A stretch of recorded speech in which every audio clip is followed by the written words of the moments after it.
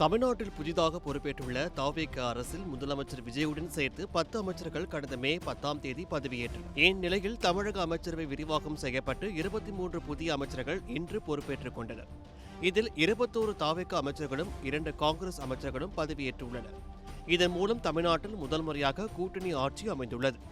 அந்த வகையில் தமிழ்நாடு போக்குவரத்து துறை அமைச்சராக பொறுப்பேற்றுக் கொண்டிருக்கும் விஜய் தமிழன் பார்த்திபன் குறித்து இங்கே பார்க்கலாம். சேலம் மாவட்டம் அம்மாப்பேட்டையை சேர்ந்த தமிழன் பார்த்திபன் 12ஆம் வகுப்பு வரை படித்திருக்கிறார். சேலத்தில் சாதாரணமாக செல்போன் கடை ஒன்றை தொடங்கி நடத்த ஆரம்பித்த இவர் விஜயின் தீவிர ரசிகர்.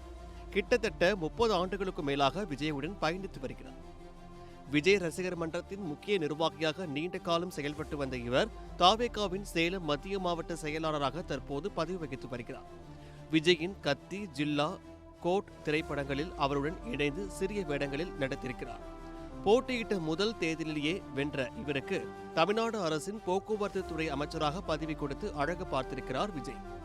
இந்த தேர்தலில் திமுகவின் லோகநாதனை விட சுமார் 33,369 வாக்குகள் வித்தியாசத்தில் விஜய் தமிழன் பார்த்திபன் வெற்றி பெற்றார் என்பது குறிப்பிடத்தக்கது.